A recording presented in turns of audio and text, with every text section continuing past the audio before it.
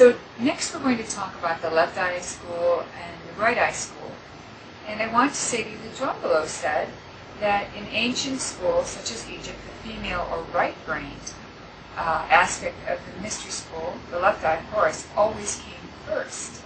And then the student began there, working on their emotional healing, and after the emotional healing took place, then the left brain aspect was taught, or the right eye of Horus. Now in the West, we are very attracted to what is mental. We're very attracted to knowledge as a fact and science. And so in order to achieve the level of work in your connection with your higher self and your own mystery school work, it was understood that the best way to approach that would be to work through the left brain or the right eye of Horus and give lots of technical information that would allow one to move into their heart, and then from that point the healing of the emotional wounds would come very naturally. In the West, it's far easier to deal with things at the mental level because that's how the West operates. They're very cerebral, they're very into the words, they're very into the technology.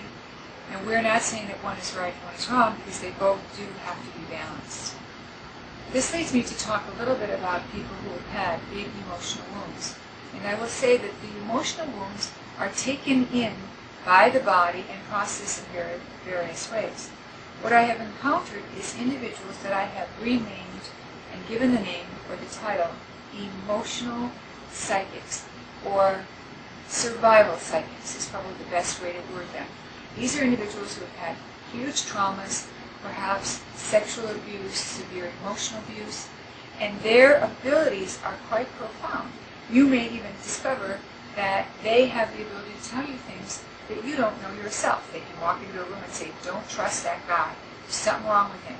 Or they'll tell you, I can feel that we shouldn't be taking the train, something's going to happen. And they have the ability to know even when you don't understand how they can know.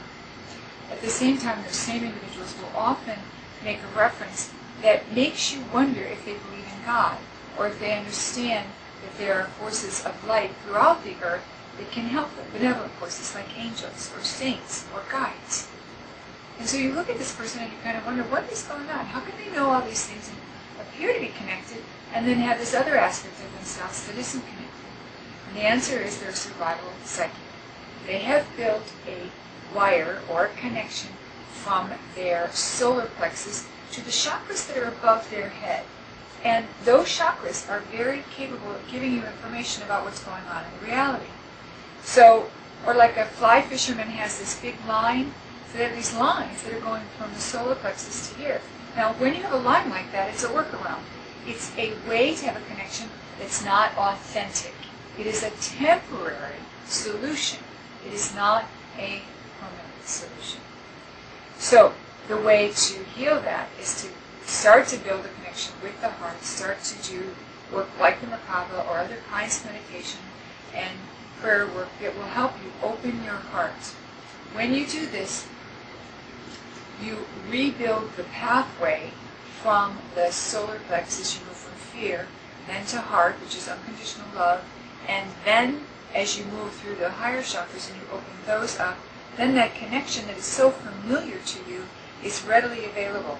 And there are many individuals that I know who have had these traumas and dramas and have deliberately taken a half a step backward and done the work at the heart, which then builds those connections to the other levels, and at the end of the day have made their God connection and God's source. So, if this is your history and you're wondering why you can know certain things but you can't have your own spiritual experience, may I suggest you go to a place that allows you to experience your heart. The Merkaba is one such way.